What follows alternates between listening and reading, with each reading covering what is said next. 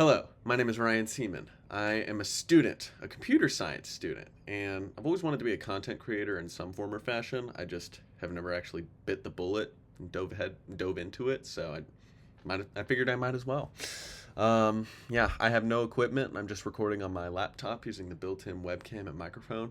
Um, but who cares? I don't think anybody's going to see this anyway. Um, I kind of just wanted to talk about like programming, writing code in general, because I don't really get to talk to people about that. Um, the people in my program aren't really people that I like to talk to, so I don't. Um, the people that I do like to talk to are the performance majors, so like actors, musicians, etc. They're all the cool people. But I really like what I do. I just don't like talking to the people who also like doing it. But anyway, hopefully this reaches other cool people who like talking about what I like to talk about. But man, leak code is so hard. Like I I only do the easy problems. Well, that's not true. I work on the medium and the hard ones as well. It's just not nearly as much as the easy ones because I don't feel like I ever have enough time to dedicate to solving a medium or a hard level one because they're just so difficult. I mean, some are certainly easier than others, but for the most part, a lot of the medium ones, like I have to look at the solution. I think 60 or 70% of the mediums that I solve, I have to look at the solution. And I have a lot submitted. It just doesn't feel like I've gotten any better. But I don't know. I'm sure I have. It doesn't feel like it. I've been working on the dynamic programming ones, and so maybe that's not like a good place to start, but oh well. I want to get good at dynamic programming because I know it's hard. Everybody who says they work on dynamic program or everybody who has worked on dynamic programming problems says it's difficult. So, I don't know. I always wonder if it's arrogance or if it's just because I like to do hard things. But when I do hard things and I don't enjoy it, I always just think that the reason I'm doing it in the first place is because I want to say that I'm doing the hard thing, that I'm succeeding at the hard thing because not everybody does that, but whatever.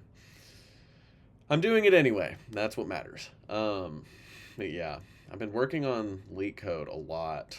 Not as much recently. I was doing it every day for a while, but I just got so busy, and I wasn't making time for it. Um, but now I think I'm gonna get back on that grind. Other than that, though, I've been trying to learn Rust, and oh my god, that's also so hard. I feel like there's there's two routes there. Well, there's more than two, but like the way I see it, there are two. There, how do I put this?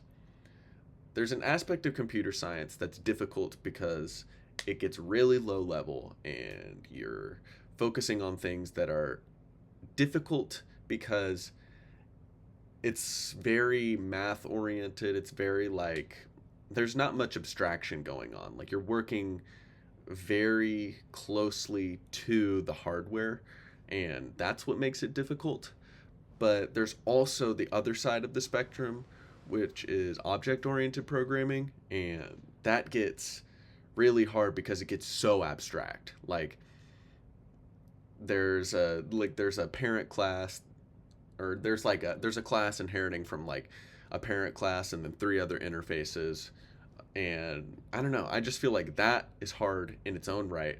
But Rust seems to combine the difficulty of those two things, and it is so difficult, but at the same time, like I love learning it. It feels like I feel like I'm doing nothing but also learning so much. Like I don't know, cuz I've got an internship right now and I feel like I've learned, or rather I feel like I understand a lot of the abstract object oriented principles that a lot of the projects that I'm working on actually implement.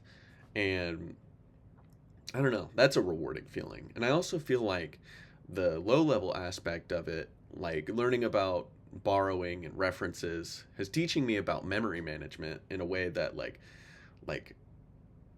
it almost feels like I'm learning how like languages like C and C++ are doing it so that I can learn how Rust is doing it better. And C and C++, you have to do everything more explicitly. And so, like, learning how they're doing it and why we shouldn't be doing it that way is teaching me a lot. But that's. I really haven't gotten that deep into my Rust journey. It's basically just I created a program that converted an image into, or like it applied the sepia filter or sepia, however you say it, which I mean, when it was working for the first time, it was an amazing feeling. But I mean, the code is like maybe 20 lines long, and so it's not really all that complicated. But I don't know. I thought it was really rewarding. I'm wanting to create like a my own custom file extension because I saw a YouTube video on it and I thought it was fascinating, and I thought it would be a really rewarding project, and it has been so far. But I think there's a long road ahead to a long road before I actually complete that project. And with this semester starting back up, I'm gonna have classes, and it's just gonna be hard to actually find time to work on it. But oh well, I'll work on it when I get the chance to. One of my classes I'm taking is advanced web programming, and we our web programming class was the precursor to it, but our professor was so terrible. I mean, I think like obviously any professor who's reading off of slides will be giving you some sort of information. Like if you paid attention in lecture, you would learn something, but that's not like a high bar to clear.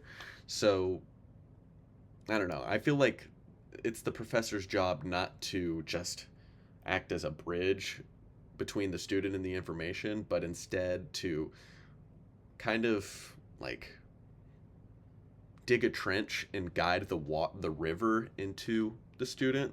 I don't know. This is not working. This analogy is not working, but I think that a lot more burden falls on the professor than maybe what other people would think.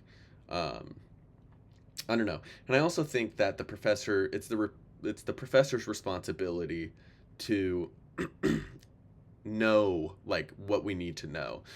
For example, our professor in advanced web programming, he's been in the industry. I don't know how long he said, but he's been in the industry, so he knows what employers are wanting. He's been an employer. He's hired people, um, interviewed people. He's led teams, so he knows what we need to succeed in the industry. And I think that's incredibly important in a professor. And so, what he's got us working on is something called the Odin Project, which I had never heard of until I started this class. And I think I know, or I'm comfortable with a lot of the technology that it goes over, but I think it's going to be a good resource to like solidify all of those skills that I have. And I know I'll never really master any of those skills like HTML, CSS, JavaScript, React, because they're always changing. But there's a certain foundational level of knowledge and skill uh, for those concepts that I think that I can really solidify by going through the Odin project and building all the projects. So I think like personal coding wise, like what I'll be doing in my free time this semester in terms of programming is the Odin project, finishing that custom file format Rust project because I don't know, it's just cool. And also LeetCode. I want to do a LeetCode problem every day. Excuse me. I think I'll definitely have time to on Wednesdays and Fridays. But Tuesdays and Thursdays are going to be a little more complicated because I'll actually have classes. So we'll see how that goes. I don't know. I'm nervous for this semester, but also not. Like, I feel like the stakes at this point in my college career are pretty low, but also not. I don't know.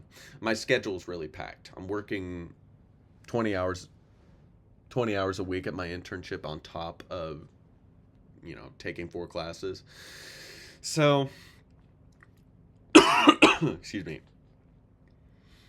It's going to be a hefty workload, but I think I'll be able to do it. I just won't have much time for anything else. Well, okay, so the video's at like 10 minutes, 30 seconds long. I think that's a good stopping point for today. All right, well, yeah, I think this is, more than anything, this is just going to be a video diary. And eventually, maybe if I get better at speaking and I actually put the effort into learning how to edit these videos, then this can actually go somewhere, but who knows? All right, well, if you watched this, why? But I hope you enjoyed it. Have a good one. Like, comment, and subscribe.